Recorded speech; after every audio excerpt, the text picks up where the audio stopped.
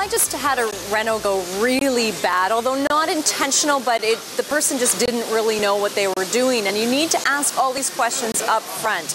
And as Just Ask Bob sits down with homeowner Vicky, he'll take you through the things that you really need to pay attention to. Hello, we're here to talk about a renovation gone wrong. I want to thank Mr. and Mrs. Ohanian for allowing us into their home. Vicky, please tell us about this bathroom renovation. Why it started, what the goal was, what the reason was for the bathroom renovation?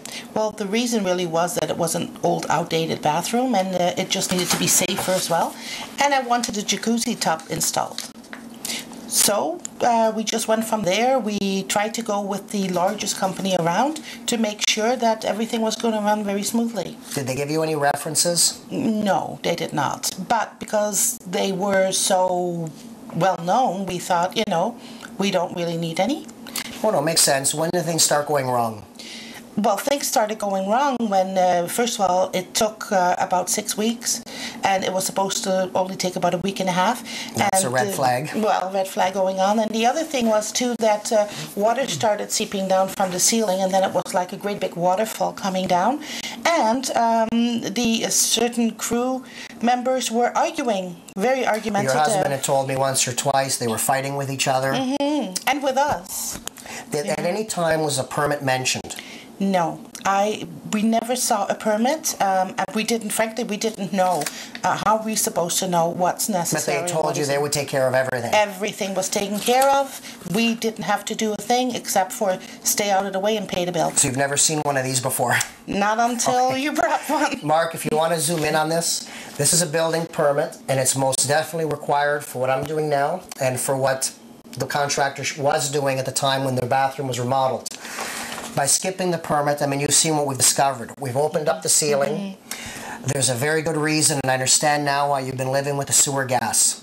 The venting was improper, improper connections to the piping, constantly leaking. The P-trap would empty with water, and that's the only thing keeping sewer gas from getting into the home.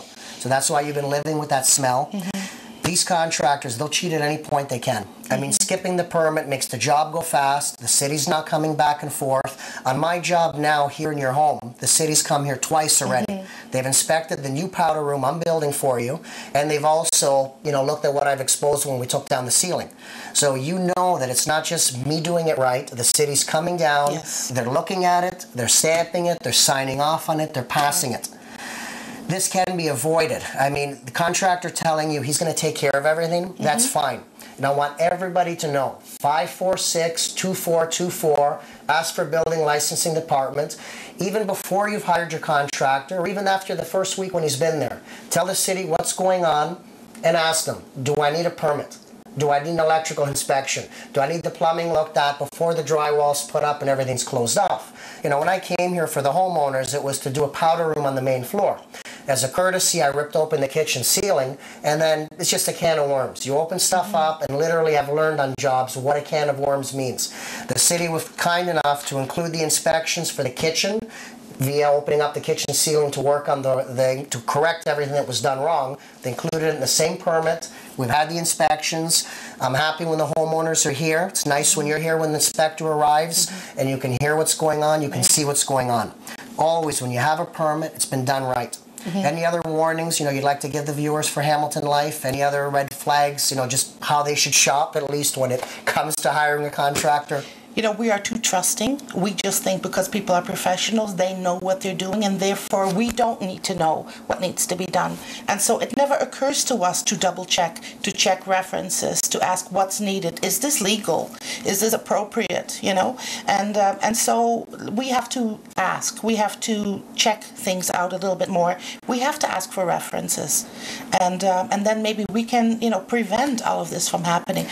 You're a good person. There's nothing wrong with being trusting, but like what you told me earlier today really stuck in my head. Trust should not be given blindly. Trust has to be earned. Be cautious, hesitate, do your research. After everything's fine, everything's done perfectly, then you give the trust. So it's not just given blindly, it's earned. I am Just Ask Bob. Thank you for watching Hamilton Life. Tune in every Monday starting at 5:30 to catch our home rental segments. Thank you.